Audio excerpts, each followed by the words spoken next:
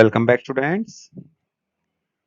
Previous video lecture में किसी विद्युत द्विध्रुव की समविद्युत क्षेत्र में ऊर्जा हेतु व्यंजक की स्थापना की गई थी तथा यह भी परिभाषित किया गया था कि यदि द्विध्रुव को एक अभिविन्यास से दूसरे अभिविन्यास में ले जाया जाए तो कितना कार्य करना पड़ेगा।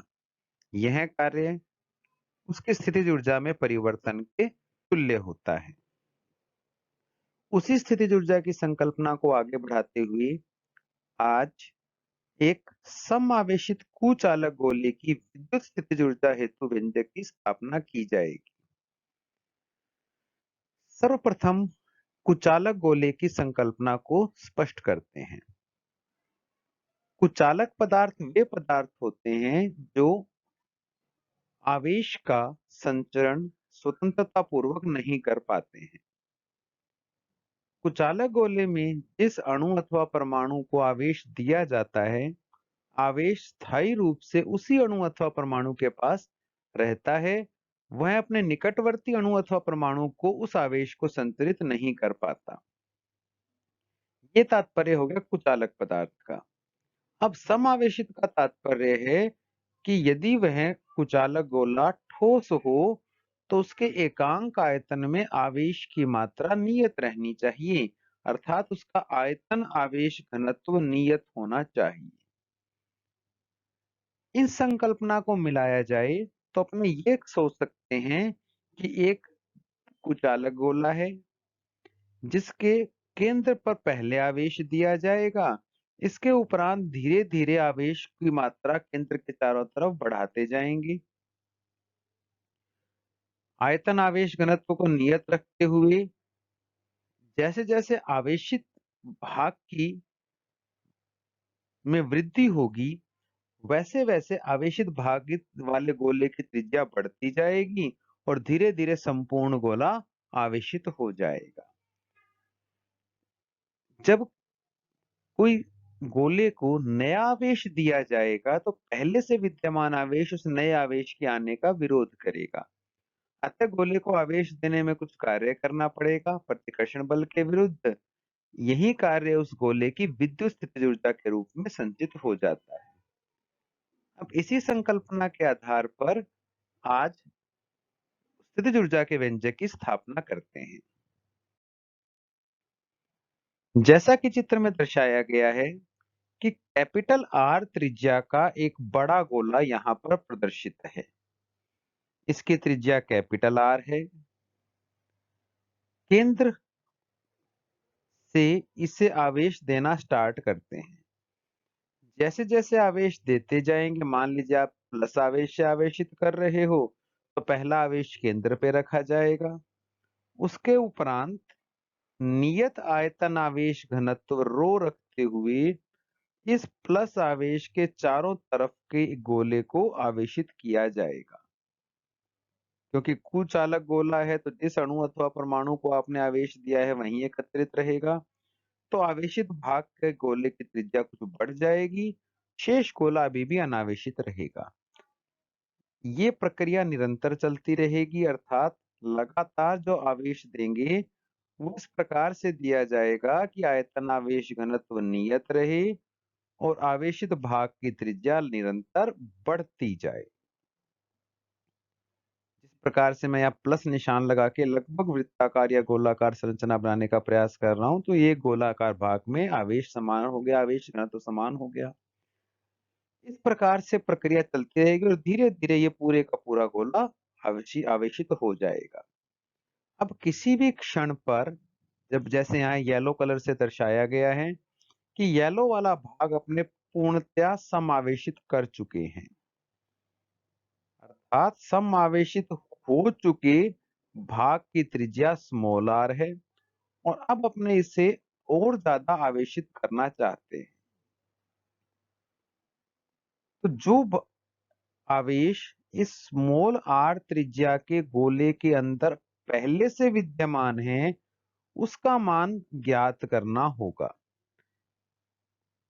तो अब अपने स्टार्ट करते हैं इस आर्टिकल को थ्योरेटिकल कॉन्सेप्ट से।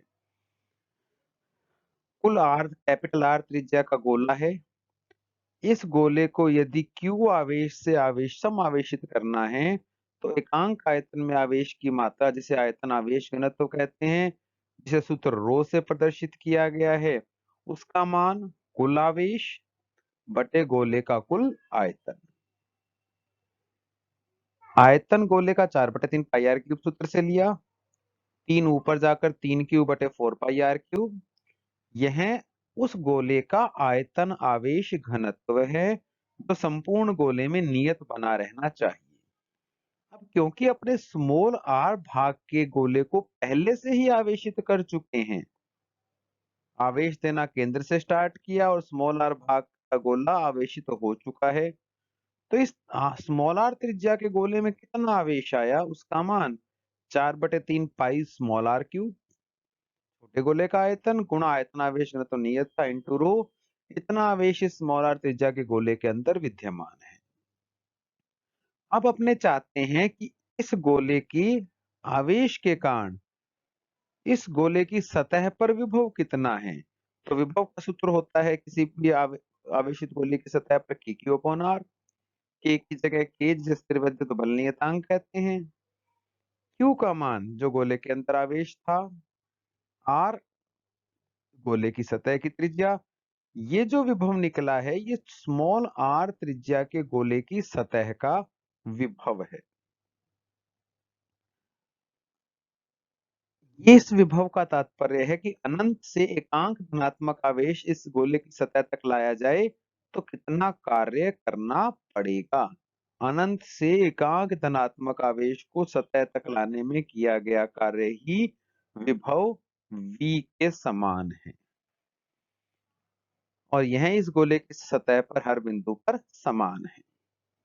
अब इस स्मॉल आर त्रिज्या के गोले के चारों तरफ dr मोटाई के एक गोलीय कोश की कल्पना करते हैं और अपने चाहते हैं कि इस गोलीय कोश को भी समावेशित कर दिया जाए और dr का मान अति अल्प है। तो ऐसी स्थिति में इस गोलीय कोश को आवेशित करने में अनंत से कितना आवेश लाना पड़ेगा वह मान ज्ञात करना होगा। उसके लिए गोलीय कोश का आयतन निकालना पड़ेगा। आयतन होता है पृष्ठीय क्षेत्रफल गुणा मोटाई। स्मॉल आर त्रिज्या के गोले का पृष्ठीय क्षेत्रफल 4 पाई आर स्क्वायर, गोलीय कोश की मोटाई dr, तो यह गोलीय कोश का आयतन आएगा। क्योंकि आयतन आवेश घनत्व तो नियत रखना है, इस आयतन को रो से मल्टीप्लाई करते ही वह आवेश आ गया जो गोलीय कोश के अंदर देना पड़ेगा, जिससे गोलीय कोश समावेशित हो जाए। जैसे कि अपने जानते हैं कि एकांक धनात्मक आवेश अनंत से लेकर आती तो विभव के बराबर कार्य करना पड़ता और अब अपने इतनी मात्रा में आवेश 4 pi r square dr into rho आवेश अनंत से इस सतह तक लेकर आना है।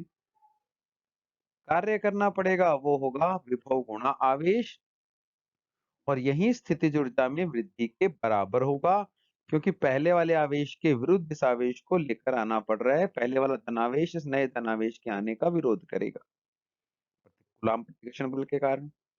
तो विभव का मान रखा स्मॉल आर त्रिज्या के गोले की सतह का विभव गुणा जो आवेश अपने लेकर आ रहे हैं, यह स्थितिज ऊर्जा में वृद्धि के तुल्य होगा।